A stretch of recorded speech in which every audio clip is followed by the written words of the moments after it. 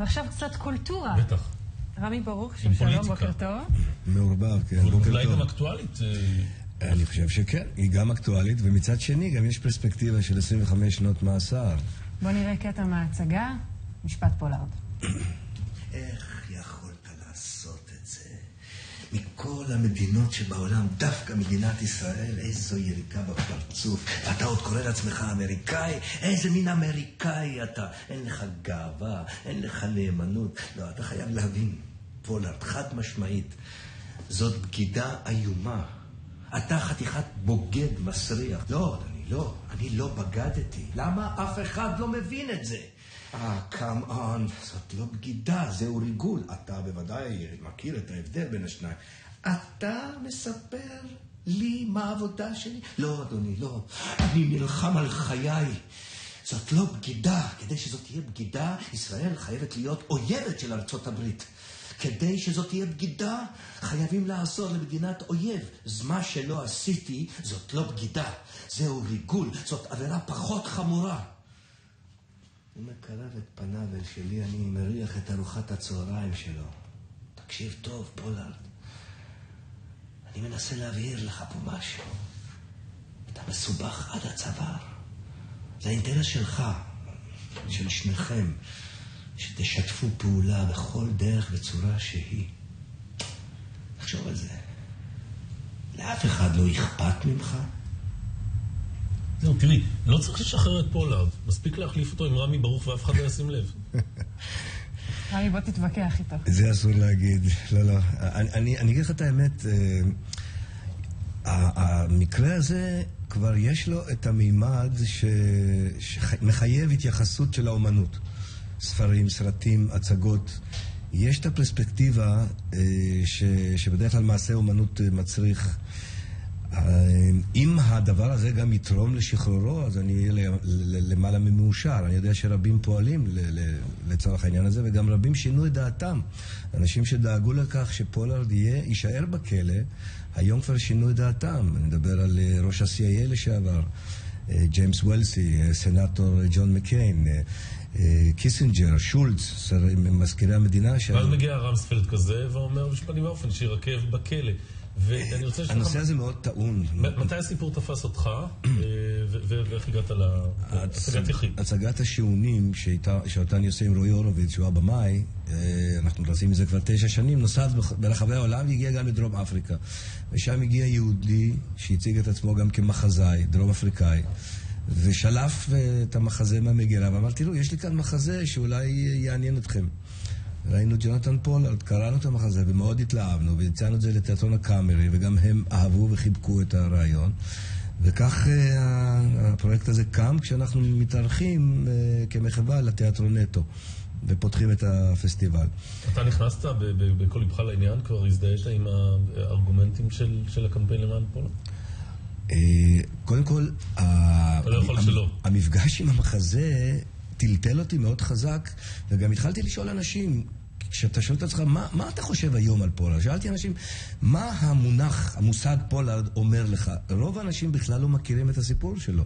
הוא גם ממותג כמי שמייצג חלק מסוים מהציבוריות הישראלית, שהוא יותר הימין, וזה עוול נוסף שאנחנו עושים, במקום לחבק את הסיפור שלו, וקודם כל לדעת אותו. כשנכנסת לנעליו, גילית משהו חדש על הפרשה? ללא ספק. קודם כל, העוצמה של אדם שעשה את מה שהוא עשה, הוא ריגל למען ישראל ביוזמתו. הוא זה שהציע את שירותיו לישראל, וישראל שמחה לקבל בסופו של דבר את האינפורמציה, אבל הוא עשה את זה מיוזמתו, ולא בעבור שום רווח אישי, לא כסף ולא שום דבר, ממש מתוך אידיאולוגיה. הוא גם אומר, תראו, 70 מבני המשפחה נספו באושוויץ, יש לו שם כמה רקעים, כולל אנטישמיות אמריקאית שרדפה אותו כילד בבית הספר. כל זה מועלה בעצם. ג'ון פולארד לא קיבל שכר, אפילו... הוא קיבל שכר, אבל די התעקשו לתת לו את זה. זה קצת נכפה עליו. $2,000 לחודש להוצאות. עכשיו גם אני אומר שם בהצגה, מי מוכר את הנשמה שלו בעבור $2,000? הוא לא עשה את זה בשביל כסף. הוא לא עשה את זה בשביל כסף. זה קודם כל. חוץ מזה שנגרם לו עוול משפטי, הוא אומר, נכון, אני עשיתי מעשה לא נכון, אבל זהו ריגול, לא בגידה, כי הוא אשם בבגידה. גם סידרו אותו, הבטיחו לו הליך שימוע במקום משפט, ישתף פעולה ולא יקבל מאסר עולם. יש את הצד הישראלי, והרגע הכי דרמטי בסיפור הזה, ואני לא יודע אם זה מגיע לידי ביטוי בהצגת היחיד שלך. זה מגיע. ג'ון פולארד בא לבקש מקלט, שיפתחו לו את הדלת בשגרירות הישראלית בוושינגטון, נכון. דופק על הדלת, ולא פותחים לו. האיש שכן היה נכנס קודם, שהיו לו מפעילים ישראלים, נכון. נשאר כמו כלב בחוץ, וישראל אומרת, אני לא הולכת להסתבך מול אמריקה בשביל איזה יונתן פולארד. זה חלק מהטרגדיה, מהסיפור הטרגי. איך המחזתם את זה בהצגה? מדובר בהצגת... סצנת הגירוש מהשגרירות היא חלק אינטגרלי מההצגה. זאת אומרת, גם מי שלא מכיר את פרטי הסיפור, ואני חושב שזה עוד נקודה לטובת ההצגה, אני חושב שרבים מאוד מהציבור הישראלי לא מכיר ממש מה היה שם, מהו הסיפור.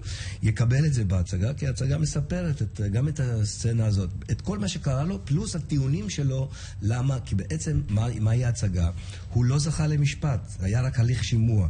וההצגה היא המשפט הדמיוני שהוא מקיים במחור. ישראל הייתה צריכה לפתוח לו את הדלת באותו רגע דרמטי, לקלוט אותו פנימה ולהסתבך זו שאלה... משבר ענק עם הטובה או היחידה בידידותיה. תראה, אתה מעלה כאן דילמה שאני לא יודע אם יש לי את הכלים להתמודד איתה. אני מודה שאני לא יודע לשים את עצמי בנעליו של מי שקיבל את ההחלטה לא לאפשר לו להיכנס.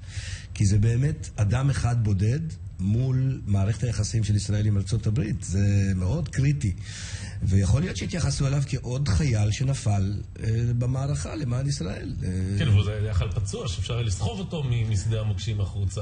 אז אלה הדילמות שההצגה מעלה. אבל אנחנו טובים בזה, אנחנו זורקים לכלבים את הצדלניקים ואת המשת"פים וגם את פולארד. אני חושב שזה עוד סיבה שדיברה אל ליבי כשקראתי את זה. איפה באמת, האם אנחנו כאלה?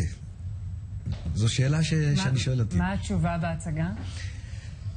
תראי, ההצגה מספרת את סיפורו של ג'ונתן פולארד, ואני חושב שאת השאלות כל אחד ישאל את עצמו. אני חושב שזה נכון שכל אדם יהיה מצויד ביותר ידע לגבי סיפורים שמלווים את הסיפור הלא פשוט הזה של מדינת ישראל. קודם כל לדעת מה היה שם. זה מתחיל ב-21 בחודש, יום חמישי. בכל עומד אני רק חייב לומר, כי אתם הזכרתם פה עד כמה שאני דומה לו, את זה אני חייב להודות לשתי בחורות שהן טניה רוזנשטיין ונטשה אוסמולובסקי, שהן המאפרות של הקאמרי, שעשו פה עבודת נמלים. זו עבודת נמלים, זו שערה שהם תפרו במשך למעלה מחודש, ואני מודה להן על כך. זו עבודה טובה. עד כאן להבוקר.